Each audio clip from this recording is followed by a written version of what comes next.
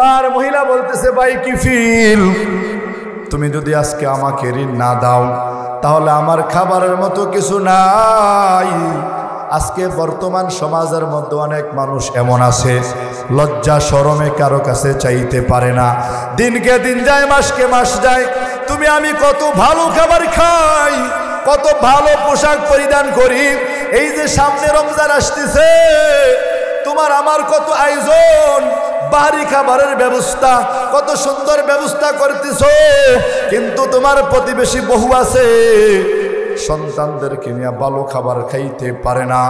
সারা দিন অটো চালায়, কিন্তু মাস শেষে সন্তানদেরকে গরুর গোশত খাওয়ানোটাও কষ্ট হয়ে যায়। সন্তানদেরকে ভালো পোশাকও পরাইতে পারে না রে মুমিন।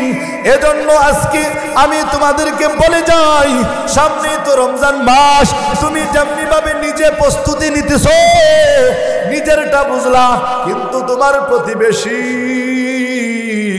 তোমার বাড়িতে ভাড়া থাকে, অনেক ভাড়াটি এমন আছে স্ত্রী কাম করে, স্বামীও কাম করে, সন্তানগুলো কাম করে, তারপরও তাদের অভাব দূর হয় না, ঠিক কিনা?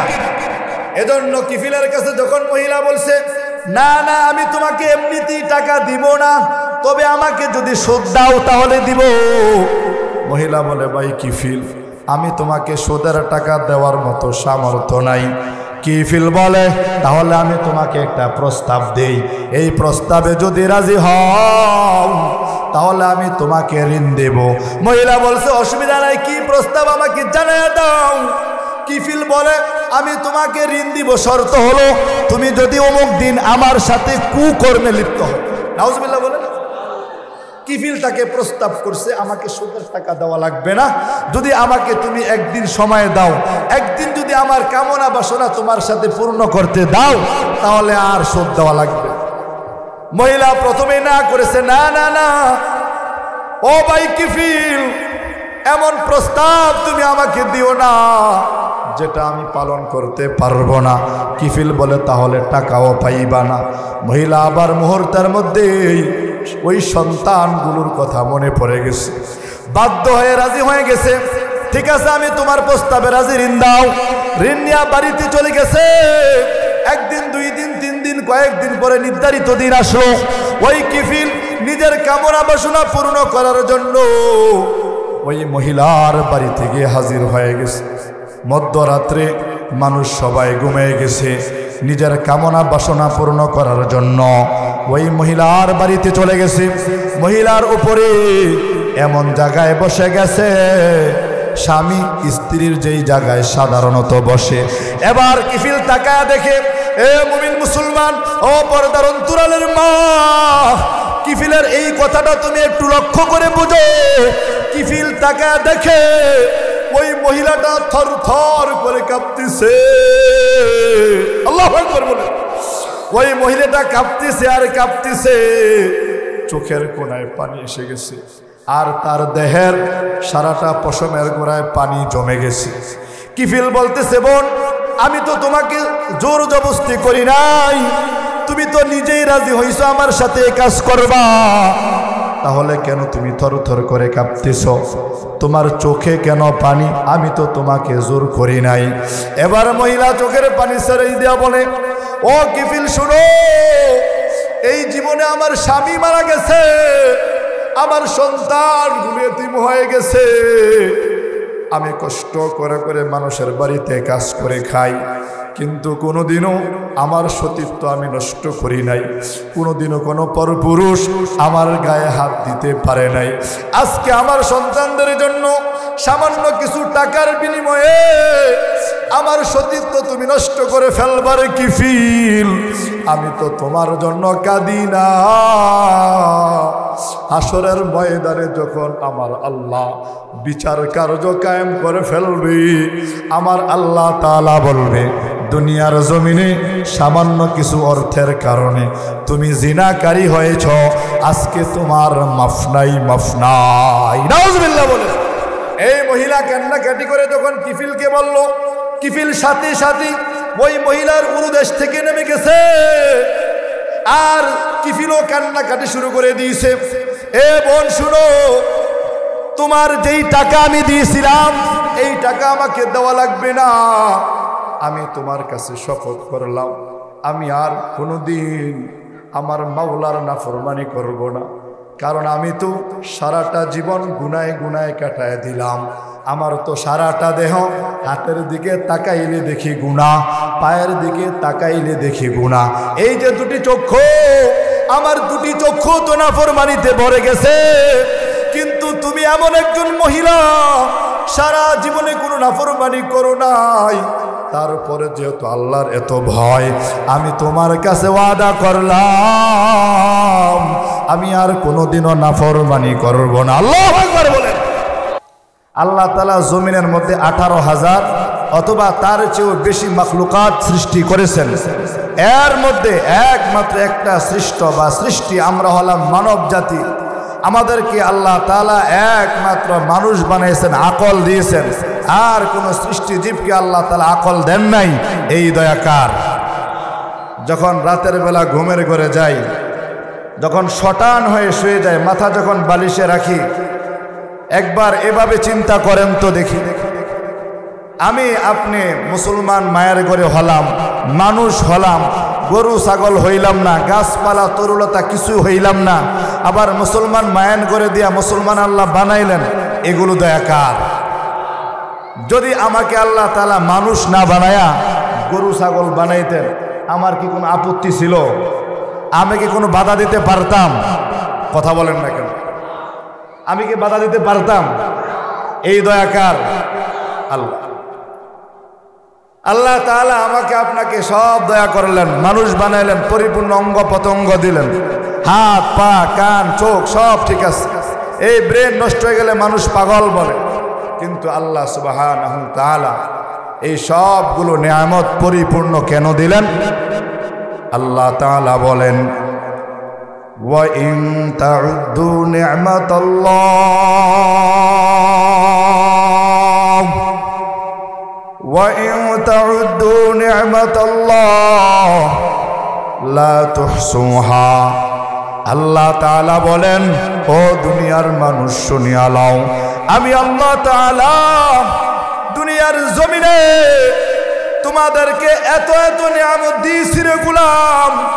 এই নিয়ামত যদি তোমরা গণনা করতে গিয়া দুনিয়ার জমিনের যত গাছপালা আছে, তরুলতা আছে, সবগুলো যদি কলম বানাও, আর দুনিয়ার জমিনের যত সাগর নদী আছে এই সবগুলো যদি পানি বানাও, এই কলম ফুরিয়ে যাবে, পানি শেষ হয়ে যাবে। কিন্তু আমার মালিকের এত দয়া, এত মায়া, কোনদিনও ওই মালিকের দয়া এবং মায়া, আমার মালিকের নিয়ামত গণনা করি শেষ করা যাবে না। আতিনা ফি দারে দুনিয়া না হাসান, আতিনা ফি দারে উকবানা হাসান, ইয়া গিয়াসাল মুস্তাগীসিন ইহদিনা লাফতিখারা বিল উলুমি ওয়াল গিনা। তাহলে আমাদেরকে দয়া করেন কে? এ মুমিন মুসলমান জুড়ে বলো কে? আমার আল্লাহর দয়াবিহীন গাছের একটা পাতাও তোলরে না। শুধু তাই নয় রে মুমিন, এক পায়ের কদম তুমি আরেক পায়ের আগে নিতে পারবা না। দয়া লাগবে কার? এ মুমিন মুসলমান, আজকে তুমি মনে করো তোমার ব্যবসা বাণিজ্য, তোমার কামাই রোজগার তোমাকে আহার্য দেয়, এগুলো তো দুনিয়ার মাধ্যম, এগুলো তো উসিলা। মূলত তোমাকে আমাকে লালন পালন করেন কে? আপনারা মনে হয় আমার কথা বেশি একটা মজা পাইতেছেন। আমি রবের পরিচয় দিচ্ছি, রবের পরিচয় শেষ হলেই আমার আয়াত এবং হাদিসের ভিতরে আমি ঢুকে যাব ইনশাআল্লাহ। তাহলে সার্বক্ষণিক আমাকে আপনাকে দয়া করেন কে বলছিলাম? আল্লাহ। এই কথাটা এখানে বললে হবে না। আজকে আমারে স্বীকৃতি দিলেন এতটুক না, বিপদে মুসিবতে আপদে যত সময় যত বিপদে পড়বেন, সর্ব অবস্থায় ভরসা রাখতে হবে কার উপর? তো আল্লাহ তাআলা এত নিয়ামত দিলেন, এত কিছু দিলেন, কিন্তু তারপরেও দুনিয়ার জমিনের মানুষ হলো অকৃতজ্ঞ। মানুষ হলো না শুকর। কারণ আল্লাহ তাআলা দুনিয়ার জমিনে যত সৃষ্টি করেছেন এগুলোর মধ্যে প্রথমত দুইটা স্তর। এক ধরনের সৃষ্টি আছে যারা কখনো অন্যায় অপরাধ করে না, যারা কোনো খারাপ কাজ করে না, সব সময় সর্ব অবস্থায় মালিকের গোলামির মধ্যেই পড়ে রয়েছে, এদেরকে বলা হয় ফেরেশতা। সুবহানাল্লাহ। আরেক প্রকার সৃষ্টি হলো যারা সব সময় খারাপ কাজ করে, মানুষকে ক্ষতি করে, মানুষকে কুমন্ত্রণা দেয়, মানুষকে কিভাবে ঠকানো যায় এই চিন্তায় সব সময় বিভোর, এই সৃষ্টির নাম হলো শয়তান। ঠিক কিনা বলেন? এই দুই সৃষ্টির মাঝখানে মাঝামাঝি হলো আমরা মানুষ, ইনসান। কখনো আমাদের মাধ্যমে ত্রুটি হয়, কখনো গুনাহ হয়, কখনো আবার নেক কাজ করে। এই ওঠা নামার মাধ্যমেই মানুষের পরিচয়।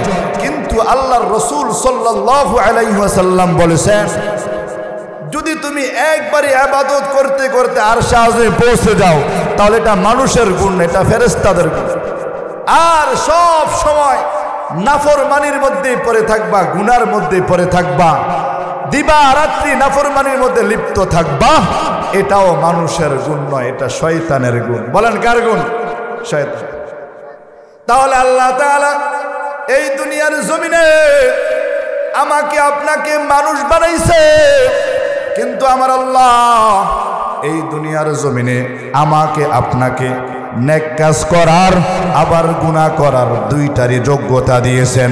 আমার আপনার মধ্যে গুনাহ করার যোগ্যতা আছে না নাই? এই জোরে বলেন, আছে না নাই? এ মুমিন মুসলমান, এ নারায়ণগঞ্জের ভাই, আমার আল্লাহ আমার তোমার যৌবন পরিপূর্ণ দিয়েছেন, আমার তোমার অঙ্গ প্রত্যঙ্গ পরিপূর্ণ দিয়েছে।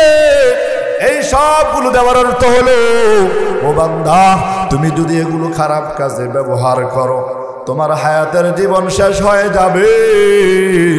আর যদি ভালো কাজে ব্যবহার করে করে আমি আল্লাহর গোলামি করো, আমি আল্লাহর বিধানগুলো সুন্দরভাবে পালন করো, তাহলে তোমার জীবন শেষ হয়ে যাবে।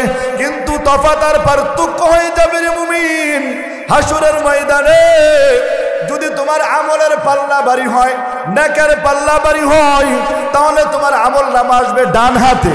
আর যদি আমল নামার পাল্লা হালকা হয়ে যায়, গুনাহের পাল্লা ভারী হয়ে যায়, তাহলে তোমার আমার আমল নামা আসবে বাম হাতে। নাউজুবিল্লাহ বলে সবাই। তাহলে দুনিয়ার জমিনে গুনাহ করা যাবে না, নাফরমানি করা যাবে না, অন্যায় অত্যাচার জুলুম নির্যাতন নিপীড়ন করা যাবে না রে মুমিন ভাই। এই দুনিয়ার জমিনে তারপর নাফরমানি হয়ে যাবে, কিন্তু দুনিয়ার জমিনে কাপড় ময়লা হয়ে গেলে কাপড় পরিষ্কার করার জন্য সাবান আছে, পাউডার আছে। দুনিয়ার জমিনে কোনো জিনিস যদি আমাদের ময়লা হয়ে যায়, এগুলো পরিষ্কার করার জন্য বিভিন্ন মাধ্যম আছে না নাই?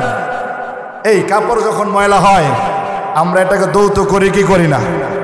আমাদের কোনো আবর্জন, কোনো ঘরের কিছু আমাদের ময়লা হয়ে যায়, এটা ব্রাশের মাধ্যমে, মোবাইলের স্ক্রিন পেপার 2 দিন পরে পরে পাল্টানকে, এটা ময়লা হয়ে গেছে পাল্টায় ফেললাম, কয়েকদিন পরে পরে কভার পাল্টায়, এটা ময়লা হয়ে গেছে, এটা পাল্টায় ফেললাম। ঠিক কিনা বলেন? তাহলে দুনিয়ার সব কিছু পরিষ্কার করার মাধ্যম আছে। কিন্তু নবী হাদিসের মধ্যে জানায় দেয়, এ মুমিন, এ যুবক ভাই, আমার কথাগুলো ধ্যান দিয়ে শোনো, অন্তরে লাগায় শুনো। দুনিয়ার জমিনে যত ময়লা আছে সব পরিষ্কার করা যায়, কিন্তু অন্তরের মধ্যে যদি গুনাহের ময়লা লেগে যায়, নবী আমার বলেন, কোন মানুষ যদি একটা নাফরমানি করে তার অন্তরের মধ্যে একটা দাগ লাগে, আর একটা গুনাহ করলে অন্তরের মধ্যে আরেকটা দাগ পড়ে। এভাবে যখন বান্দা গুনাহ করে, গুনাহ করতে করতে তার অন্তরটা একবারে কালো অন্ধকার হয়ে যায়। এই বান্দাটা তখন আর নামাজ ভালো লাগে না, রোজা ভালো লাগে না, নামাজ রোজা কিছুই তো তার ভালো লাগে না, ওয়াজ মাহফিল ভালো লাগে না, ওলামায়ে কেরামকে পছন্দ হয় না, কারণ তার অন্তরটা কালো হয়ে গেছে, ময়লা হয়ে গেছে, যার কারণে আল্লাহর গোলামি তার ভালো লাগে না। তাহলে বোঝা গেল এই অন্তরের মধ্যে গুনাহ করার মাদ্দা আল্লাহ তাআলা দিয়েছেন পরীক্ষার জন্য। আর যদি আমরা এই পরীক্ষার হলে বসিয়া যদি আমরা গুনাহ করতে থাকি তাহলে আমি দুনিয়ার জমিনে আর পাশ করতে পারলাম না। এখন আমি যেটা বুঝাইতে চাইলাম, সব পরিষ্কার করার মাধ্যম আছে, অন্তর পরিষ্কার করার, গুনাহ দূর করার মাধ্যম আছে না নাই? এই মাধ্যমটা আমি যুবক ভাইদেরকে বলতেছি। যুবক, একবার কল্পনা করো, সারাটা জীবন গুনায় গুনায় নাফরমানিতে কাটাই দিচ্ছ। দিবা রাত্রি, রাতের বেলা তুমি গুনাহ করো, সারা দিন তুমি বেগানা নারীর দিকে তাকাও, তোমার সারাটা দেহ অঙ্গের যেদিকে তাকাও সারাটা অঙ্গে নাফরমানি আর নাফরমানি। জীবনের 60 বছর, 30 বছর, 40 বছর অতিবাহিত করে ফেলছো, এখনো তোমার ধাক্কা লাগে না। আর কবে তুমি তোমার অন্তরকে পরিশুদ্ধ করবা যুবক? এজন্য বলি, আমার কথাগুলো হৃদয়ের কানে শোনো, তাহলেই অন্তরের মধ্যে ধাক্কা লাগবে। কথা বলো ঠিক কিনা?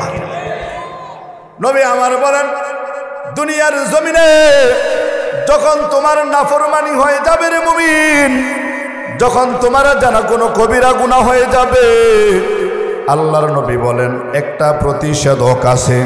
এই গুনাহ থেকে পরিষ্কার হওয়ার একটা মাধ্যম হলো তাওবা।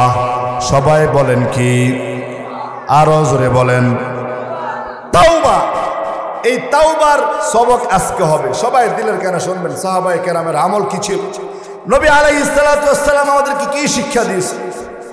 আল্লাহর নবী বলেন, দুনিয়ার জমিনে যত মাধ্যম দ্বারা পরিষ্কার করা যায়, এগুলো দুনিয়ার আসবাব পরিষ্কার করা যাবে, কিন্তু মানুষের অন্তরের মধ্যে যখন গুনাহের দাগ লেগে যায়, এগুলো পরিষ্কার করার মাধ্যম তাওবা আর তাওবা।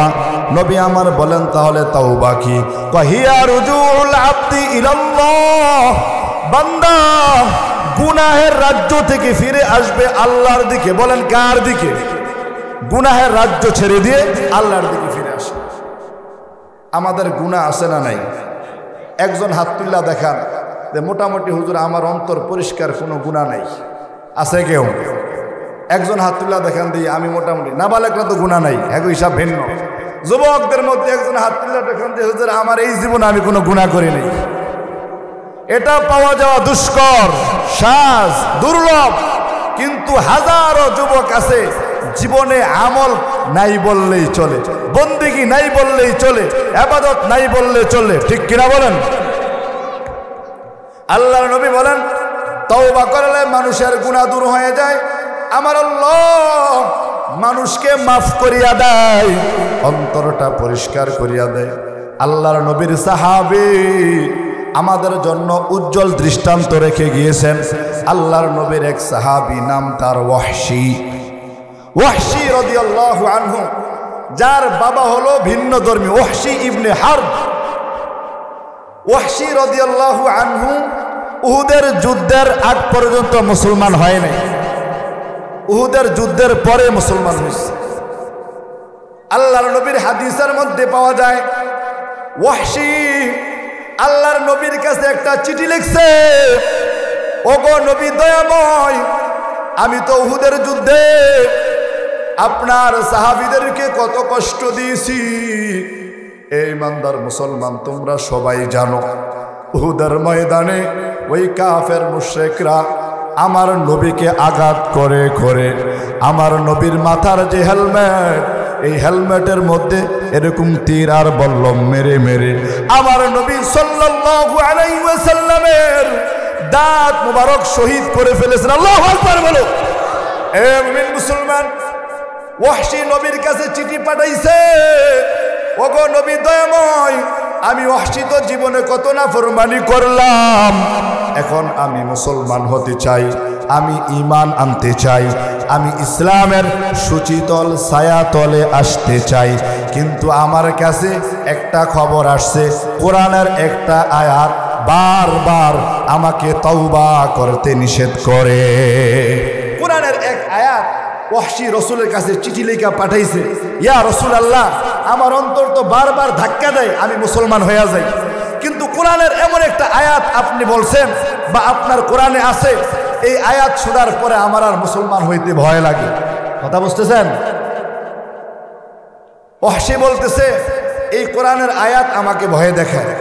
আল্লাহর নবীর কাছে চিঠি নিয়ে আসছে, ওই চিঠির মধ্যে লেখা আছে, والذين لا يدعون مع الله إلها آخر ولا يقتلون النفس التي حرم الله إلا بالحق ولا يزنون ومن يفعل ذلك يلقى أثاما আল্লাহর নবীর কাছে চিঠি পাঠিয়ে দিয়েছে ও নবী শুনেন এই আয়াতের দিকে তাকাইলে মুসলমান হইতে মন চায় না এ মুমিন মুসলমান আয়াতের কি অর্থ আল্লাহ তাআলা বলেন যারা আমি আল্লাহ তাআলার সাথে অন্যকে শরীক করেছে যারা অন্যায়ভাবে মানুষকে হত্যা করেছে যারা জিনা ব্যভিচার করেছে তারা হলো প্রকৃতপক্ষে অপরাধী তাদের কোনো ক্ষমা নাই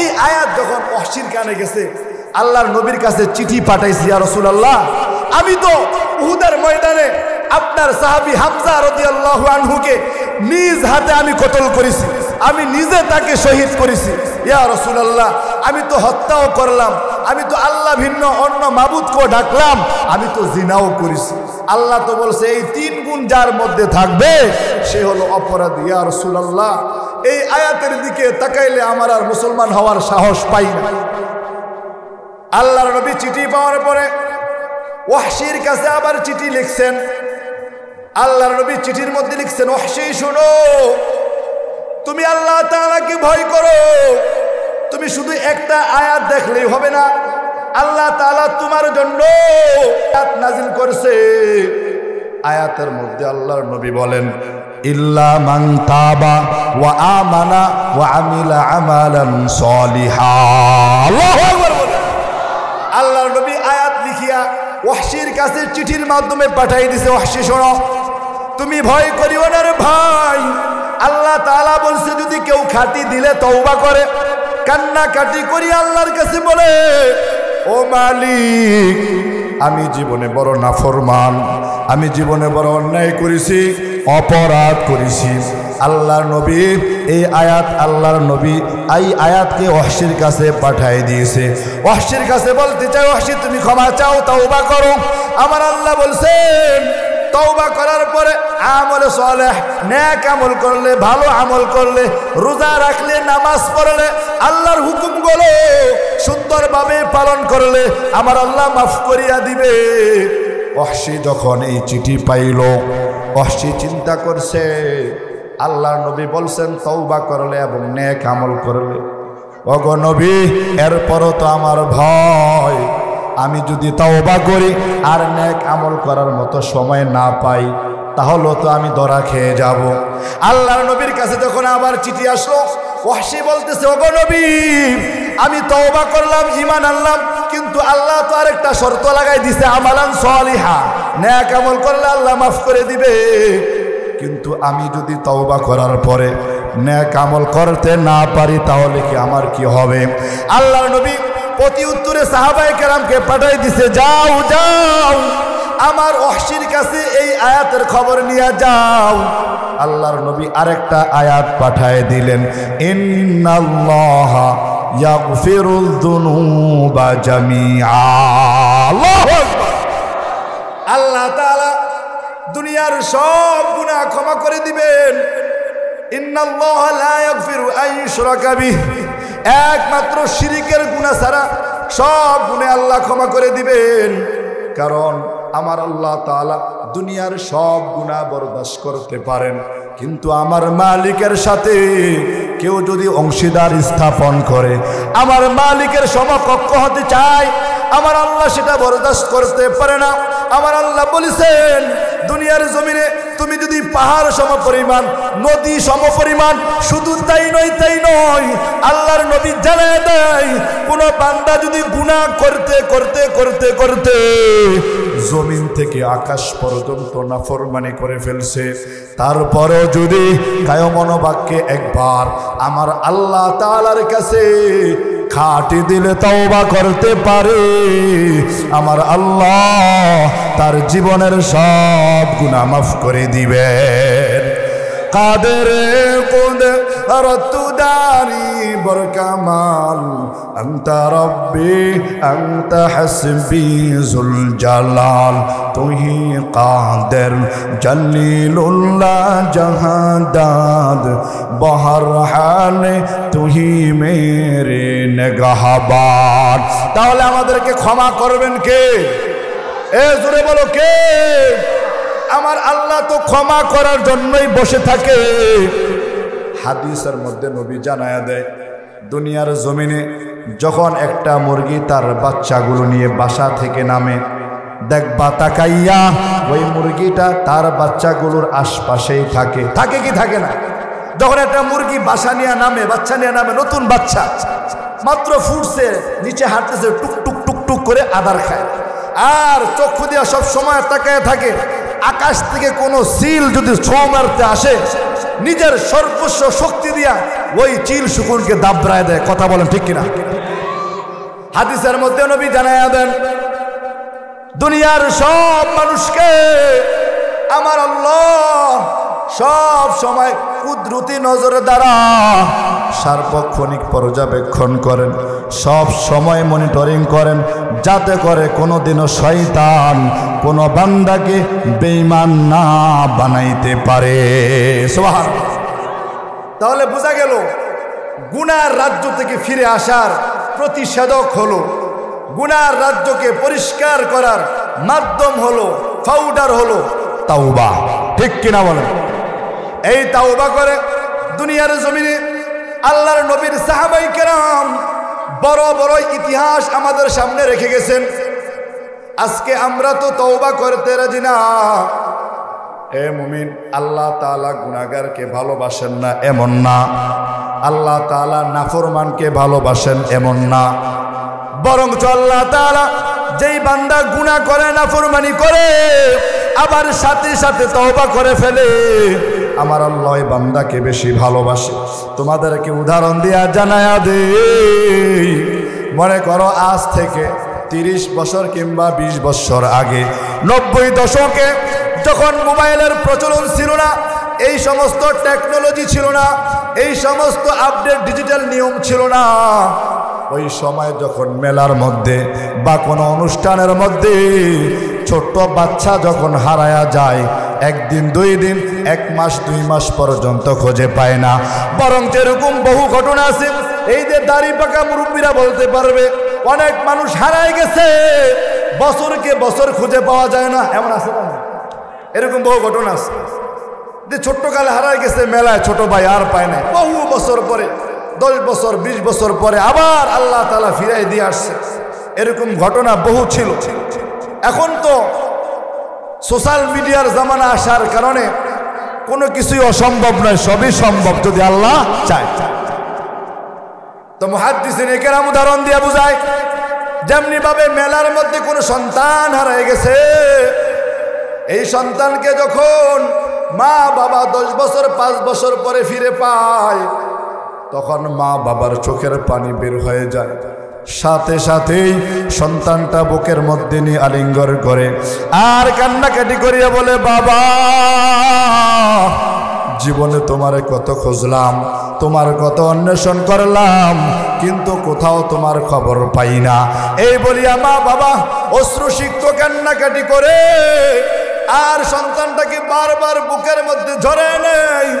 আল্লাহর নবীর হাদিসের ব্যাখ্যায় মুহাদ্দিসিনে কেরাম বলেন, যেই বান্দাটা যৌবন কালের শুরু থেকে নাফরমানি করতে করতে আল্লাহর রাস্তা ভুলে গেছে, শয়তানের রাস্তায় সারা জীবন কাটাই দিছে, আমার আল্লাহ এই বান্দাটাকে বারবার খুঁজে, এখন তার শরীর দুর্বল হয়ে গেছে, দাড়িগুলো পেকে গেছে, তারপর এখন আল্লাহর রাস্তায় ফিরে আসে না। কিন্তু যদি রাতের 2টা বাজে উঠিয়া একবার 2 রাকাত নামাজ পড়িয়া দুই ফোঁটা চোখের পানি ফালাইয়া যদি মালিকের দরবারে বলো, আল্লাহ আমি যৌবনের শুরু থেকে নিয়ে এই পর্যন্ত সারাটা জীবন গুনায় গুনায় কাটায় দিলাম, তুমি আমাকে সম্পদ দিয়েছ, ধন দৌলত দিয়েছ, আমার সব ঠিক মতো দিয়েছিলে, কিন্তু কোনোদিনও তোমাকে আমি ভালোভাবে বন্দেগী করি নাই, কোনোদিন তোমাকে ডাকি নাই রে মাওলা। আজকে তোমার দরবারে আমি হাজির হয়ে গেছি। ওই সন্তান যেমনি ভাবে 10 বছর 20 বছর পরে মায়ের কাছে আসলে মা যেমনি ভাবে সন্তানটাকে আদর করে, আমার আল্লাহ ফেরেশতাদেরকে ডাক দিয়া বলে, ও ফেরেশতা তাকায়া দেখো, তাকায়া দেখো আমার এই বান্দা, আমি আল্লাহরে দেখি নাই, আমার এই বান্দা আমার জান্নাত দেখে নাই, জাহান্নাম দেখে নাই, আমার কোনো কিছুই তো দেখে নাই, কিন্তু বহু বছর পরে হলো আমার এই বান্দা আমার দেশে আমার রাস্তায় ফিরে এসেছে। ও ফেরেশতা তুমি সাক্ষী থাকো, আমার এই বান্দার জীবনের সব গুনাহ মাফ করে দিলা। আল্লাহর এই শক্তি আছে না নাই? এই আল্লাহর এই সামর্থ্য আছে না নাই? আপনারা আলোচনা শুনতেছেন, আপনাদের দিকে তাকাইতে পারতেছেন, আমার নিজের খারাপ লাগতেছে, আপনারা নিজ দায়িত্বে শুনে নিন। তো আল্লাহ তাআলা যদি সামর্থ্য থাকে তাহলে আর কবে ফিরে আসবেন আল্লাহর রাস্তায়? এখানে অনেকে আছে আজকে মাগরিব পড়ে নাই, এশা পড়ে নাই, মিথ্যা বললাম? এই জন্য বলতেছি ওয়াজ মাহফিল শোনার অর্থই হলো আত্মশুদ্ধি। মুফতি শরীফ সাহেব, তিনাকে আমি অনেক কাছ থেকে চিনি, আপনারাও আমার চেয়ে বেশি চিনেন, হয়তো এখানে বহু বছর থাকে। সামনাসামনি বলা ঠিক না মুমিন। এই সমস্ত উলামায়ে কেরামের সোহবত নেবেন, তাদের কাছ থেকে আত্মশুদ্ধি করবেন, দিনের কিছু খোরাক নেবেন। সারা জীবন তো দুনিয়ার পিছনে দৌড়াইলেন, এবার একটু আখিরাতের দিকে দৌড়ান। আর কতদিন? দাঁত তো পড়ে গেছে, চুল তো সাদা হয়ে গেছে, শরীর তো দুর্বল হয়ে গেছে, হায়াতের কোনো গ্যারান্টি আছে? জোরে বলেন আছে? তাহলে এখনই সময় আল্লাহর রাস্তায় ফিরে আসে। আল্লাহর রাস্তায় ফিরে আসলে কি লাভ? আমি ছোট্ট একটা হাদিসের ঘটনা আপনাদেরকে শোনাবো। সবাই এই ঘটনা শুনবেন এবং মন দিয়ে শুনবেন আল্লাহর নবীর হাদিসে আমাদেরকে কি শিক্ষা দেয়, গুনাহ থেকে ফিরে আসলে কি লাভ। আল্লাহর নবী সাল্লাল্লাহু আলাইহি ওয়াসাল্লাম হাদিসের মধ্যে বহু যুগ আগের বনি ইসরাইল, ওই বনি ইসরাইলের জমানার এক বড় জালেম ব্যক্তি, এক বড় নাফরমান গুনাহগার, যার জীবনটা সারা জীবন গুনায় গুনায় কাটাই দিছে, এমন একজন নাফরমানের ঘটনা হাদিসের মধ্যে নবী উল্লেখ করেছেন। ওই নাফরমান এতটাই নাফরমানি করত, জীবনে কোনোদিনও কোনো বন্দেগী করে নাই, কোনোদিনও রবকে ডাক দেয় নাই, কোনোদিনও মালিককে মালিক বলে স্বীকারোক্তি দেয় নাই, সারাটা জীবন নাফরমানি করে কাটাই দিয়েছে। হাদিসের মধ্যে নবী বলেন ওই ব্যক্তির নাম হলো কিফিল। এই কিফিল হলো এমন একজন মানুষ, যেই জামানায় ওই বনি ইসরাইলের মধ্যে এই কিফিলের অন্যতম একটা অত্যাচার হলো সে সুদি কারবার করত, সুদের লেনদেন করত। এই এলাকায় সুদের লেনদেন করেনওয়ালা নাই? আছে না নাই বলেন? এই কিফিলের সবচেয়ে বড় নাফরমানি ছিল সে সুদি কারবার করত। আল্লাহর নবীর হাদিসের মধ্যে আসছে যে সুদের লেনদেন করবে তার সবচেয়ে ছোট গুনাহ হলো আপন মায়ের সাথে জিনা করা সমতুল্য। জোরে বলেন। অনেকে নাউজুবিল্লাহ কয় নাই, কারণ হ্যাঁ নিজেই সুদের মধ্যে আছে। ঠিক কিনা বলেন? জোরে বলেন। এ মুমিন মুসলমান, যারা সুদি লেনদেন করে তাদের মেজাজ হয় খটখটে, তাদের পরিবারের মধ্যে কোনো শান্তি নাই, ছেলে বাবার কথা শুনে না, মেয়ে মা বাবার কথা শুনে না, স্ত্রী স্বামীর কথা শুনে না, কারণ ওই ঘরটার মধ্যে আল্লাহ তাআলা সব সময় আযাব আর গজব দিয়ে রাখেন। আল্লাহর নবী যখন মেরাজের রজনীতে, এ মুমিন, মেরাজের রজনীতে যাওয়ার পরে এক পর্যায়ে যখন আল্লাহর নবী আরশ কুরসিতে যাওয়ার আগ মুহূর্তে একটা জায়গা একা একা অতিক্রম করেছেন। নবীর হাদিসের মধ্যে পাওয়া যায় সেখানে আল্লাহর নবী কবর জগতের কিছু মানুষের দৃশ্য দেখেছেন। আল্লাহর নবী দেখেন কিছু মানুষ রক্তের সাগরের মধ্যে হাবুডুবু খাইতেছে, আর কুল কিনারা খুঁজে পায় না। বহু কষ্ট করে যখন সাঁতরাইতে নদীর কিনারায় আসে, ওই ফেরেশতারা আবার একটা বড় পাথর মারে, ওই পাথরের ঢেউ সে আবার ওই নদীর মাঝখানে চলে যায়। আল্লাহর নবীর হাদিসের মধ্যে পাওয়া যায় এই ব্যক্তি কারা? নবী আমার বলেন যারা দুনিয়ার জমিনের মধ্যে সুদের লেনদেন করত, মানুষের রক্তে জড়া ঘামে জড়া টাকা অনায়াসে গ্রহণ করত, আল্লাহ তাআলা তাদেরকে কিয়ামত পর্যন্ত এই শাস্তি দিতে থাকবে। নাউজুবিল্লাহ বলেন। তাহলে কিফিল বলতেছে, আল্লাহ নবী বলেন কিফিল বনি ইসরাইলের মধ্যে সুদি লেনদেন করতো। ওই জামানায় আল্লাহ তাআলার এক বান্দি স্বামী মারা গেছে, স্বামী মারা গেলে বলা হয় বিধবা। এই বিধবা মহিলা একদিন, 2 দিন, 3 দিন পর্যন্ত 2টা সন্তান খাবার দিতে পারে না। সন্তানগুলো বারবার হাউমাউ করিয়া কাঁদে, মা আর কত উপবাস থাকবো, আমাদের খাবারের ব্যবস্থা করো, নতুবা আমরা কলজা ফেটে মারা যাব। মা তো মা, সন্তানের মায়া এই দুনিয়ার জমিনে যারাই তোমাকে ভালোবাসে মোহাব্বত করে রে মুমিন ভাই, সবগুলো স্বার্থ আছে, ঠিক কিনা বলো? কিন্তু দুনিয়ার জমিনে তোমার আমার মা একমাত্র কেবলমাত্র একজন মানুষ যিনি নিঃস্বার্থই সন্তানকে ভালোবাসে, ঠিক কিনা? ওই মহিলা সন্তানদের কান্নার সহ্য করতে পারে না, দৌড়াইয়া কিফিলের বাড়িতে গেছে, বলে ভাই কিফিল আমারে কিছু টাকা তুমি ঋণ দাও, যদি না দাও আমার সন্তানগুলো আজকে না খেয়ে মারা যাবে। কিফিল বলতেছে না না, আমি এভাবে টাকা তোমাকে দিব না, আমি তো সুদের মাধ্যমে টাকা দেই। দেখবেন যারা সুদের লেনদেন করে তাদের অন্তরের মধ্যে কোনো মায়া দয়া নাই, ঠিক কিনা বলেন? তাদের অন্তরে কোনো দয়া নাই, তাদের কাছে হাওলাত চাইলে টাকা নেই। কিন্তু যখন দেখবেন যে টাকা দেয় না, একজন লোক দিয়া পাঠাইবেন, গিয়া তো ভাই সুদে টাকা দেয় কিনা, বলবো হ আছে, এটা আমার না আরেকজনের, বাকি তুমি মাসে এত টাকা দেওয়া লাগবে, ঠিক কিনা বলেন? এমনি ঋণ চাইবেন, টিয়া নাই। আর এমন মানুষে বড় খারাপ, একবার ঋণ নিতে পারলে বেটার বাপ ডাহায় সারে, মাসকে মাস যায়, বছরকে বছর যায়, কিন্তু ঋণ দেওয়ার সময় আর আসে না, ঠিক কিনা? তো সমস্যাটা আমরাই